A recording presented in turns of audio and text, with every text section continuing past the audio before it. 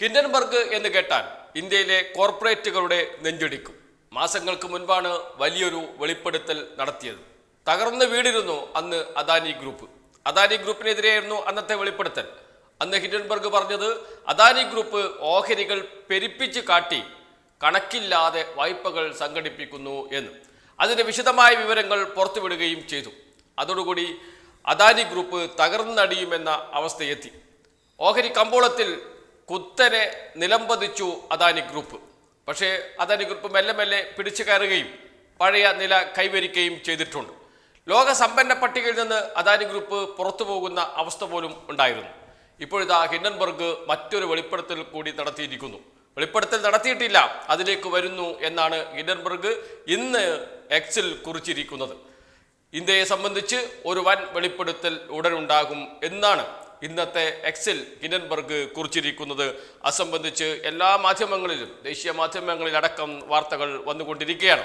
ഇപ്പോൾ വന്നിരിക്കുന്ന ഒരു പുതിയ വാർത്ത അതിങ്ങനെയാണ്: ഇന്ത്യയുമായി ബന്ധപ്പെട്ട് വൻ വെളിപ്പെടുത്തൽ നടത്തുമെന്ന പ്രഖ്യാപനവുമായി US നിക്ഷേപക ഗവേഷണ സ്ഥാപനവും ഷോർട്ട് സെല്ലറുമായ ഹിൻഡൻബർഗ് റിസർച്ച്. ഇന്ത്യയുമായി ബന്ധപ്പെട്ട് വൻ വെളിപ്പെടുത്തൽ ഇന്നുണ്ടാകുമെന്ന് എക്സ് പ്ലാറ്റ്ഫോമിലൂടെ സൂചന നൽകിയിരിക്കുകയാണ് ഹിൻഡൻബർഗ്. ഒറ്റവരി കുറിപ്പാണ് പങ്കുവച്ചിരിക്കുന്നത് എന്നാണ് വാർത്ത. ദേശീയ മാധ്യമങ്ങളും ഇത് വലിയ വാർത്തയാക്കിയിട്ടുണ്ട്. ആകാംക്ഷയോടെ കാത്തിരിക്കുകയാണ് ഓഹരി കമ്പോളം. എന്ത് സംഭവിക്കുമെന്ന് പറയാൻ കഴിയാത്ത അവസ്ഥയാണ് ഉള്ളത്. 2023 ജനുവരിയിൽ അദാനി എന്റർപ്രൈസസിനെതിരെ രൂക്ഷ വിമർശനവുമായി ഹിൻഡൻബർഗ് രംഗത്തെത്തിയിരുന്നു. ഇതോടെ അദാനി ഗ്രൂപ്പിന്റെ ഓഹരികൾ വൻതോതിൽ മൂല്യത്തകർച്ച നേരിട്ടു. അദാനി ഗ്രൂപ്പിന്റെ കമ്പനി അക്കൗണ്ടിങ്ങിലും കോർപ്പറേറ്റ് ഭരണ സംവിധാനത്തിലും ഗുരുതര പ്രശ്നങ്ങളുണ്ടായിരുന്നുവെന്ന് ഹിൻഡൻബർഗിന്റെ ആരോപണം. അദാനി എന്റർപ്രൈസസിന് 8 വർഷത്തിനിടെ 5 ചീഫ് ഫിനാൻഷ്യൽ ഓഫീസർമാർ വന്നത് അക്കൗണ്ടിങ്ങിലെ പ്രശ്നങ്ങളുടെ സൂചനയാണ്. വിപണിയിൽ വലിയ രീതിയിൽ കൃത്രിമം നടക്കുന്നു. ഗ്രൂപ്പിലെ ലിസ്റ്റ് ചെയ്ത 7 കമ്പനികളുടെ മൂല്യം ഊതിപ്പെരുപ്പിച്ചതാണെന്നും ഹിൻഡൻബർഗിന്റെ റിപ്പോർട്ടിൽ ഉണ്ടായിരുന്നു. ഇതാണ് അദാനി ഗ്രൂപ്പിനെ പ്രതിരോധത്തിലാക്കിയത്. മൗറീഷ്യസ്, UAE, കരീബിയൻ രാജ്യങ്ങൾ എന്നിവിടങ്ങളിൽ കേന്ദ്രീകരിച്ച് അദാനി കുടുംബത്തിന്റെ നിയന്ത്രണത്തിൽ പ്രവർത്തിക്കുന്ന ഒരു കൂട്ടം ഷെൽ കമ്പനികൾ വഴിയാണ് വിപണിയിൽ കൃത്രിമം നടത്തുന്നതെന്നായിരുന്നു ആരോപണം. 129 പേജുള്ള റിപ്പോർട്ട് തങ്ങളുടെ 2 വർഷത്തെ അന്വേഷണത്തിലൂടെ തയ്യാറാക്കിയതാണെന്നും ഹിൻഡൻബർഗ് അവകാശപ്പെട്ടു എന്ന് പറഞ്ഞുകൊണ്ടാണ് അന്ന് അദാനിക്കെതിരെ വാർത്ത വന്നത്. ആ വാർത്ത ഇന്ത്യയിൽ വലിയ കോളിളക്കം സൃഷ്ടിച്ചിരുന്നു. കാരണം അദാനിയും ഭരണകൂടവും തമ്മിലുള്ള ബന്ധം എല്ലാവർക്കും അറിയാം. അദാനിയും നരേന്ദ്രമോദിയും തമ്മിലുള്ള വിശേഷ ബന്ധം എല്ലാവർക്കും അറിയാം. ഗുജറാത്തിൽ നിന്ന് തുടങ്ങിയതാണ് അദാനിയും നരേന്ദ്രമോദിയും തമ്മിലുള്ള ബന്ധം. നരേന്ദ്രമോദി വളരുന്നതിന് അനുസരിച്ച് അദാനിയും വളർന്നുകൊണ്ടിരിക്കുന്നു. ലോകത്തെ ഏറ്റവും വലിയ സമ്പന്നൻ എന്ന നിലയിലേക്ക് അദ്ദേഹം എത്തുകയും ചെയ്തിരിക്കുന്നു. ഇന്ത്യയിലെ എല്ലാ വൻകിട നിക്ഷേപ പദ്ധതികളിലും അദാനിയുടെ നിക്ഷേപമുണ്ട്. തുറമുഖം മുതൽ എന്റർടൈൻമെന്റ് ഇൻഡസ്ട്രി വരെ ഇപ്പോൾ അദാനിയുടെ കയ്യിലാണ് എന്ന് പറയാം. അങ്ങനെ ദശലക്ഷക്കണക്കിന് കോടി രൂപയുടെ ആസ്തിയാണ് അദാനിക്ക് ഇന്നുള്ളത് എന്ന് എല്ലാവർക്കും അറിയാം. അതല്ലെങ്കിൽ 10 വർഷത്തിനിടെ വളർന്നു വന്നു എന്നത് ഒരു അത്ഭുതമാണ്. ഇന്ത്യയിലെ കോർപ്പറേറ്റ് ലോകം മുഴുവൻ അത്ഭുതത്തോടു കൂടിയാണ് അദാനിയെ നോക്കിക്കാണുന്നത്. ഭരണത്തിന്റെ BJP സർക്കാരിന്റെ പരിപൂർണ പിന്തുണ അദാനിക്കുണ്ട് എന്ന കാര്യത്തിലും സംശയമേ ഇല്ല.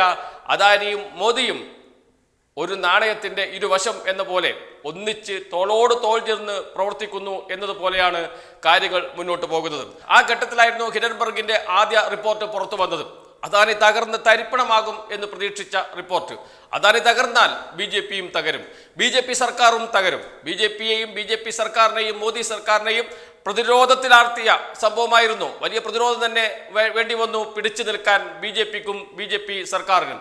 അതേപോലെ തന്നെ അദാനിയും വലിയ പ്രതിരോധത്തിലായിരുന്നു. അതോടൊപ്പം തന്നെ പിടിച്ചു നിൽക്കാൻ നന്നേ പാടുപെടേണ്ടിയും വന്നു. പക്ഷേ മെല്ലെ മെല്ലെ സർക്കാരിന്റെ പിന്തുണയോടുകൂടി അദാനി പിടിച്ച് കയറി വരികയും ചെയ്തു.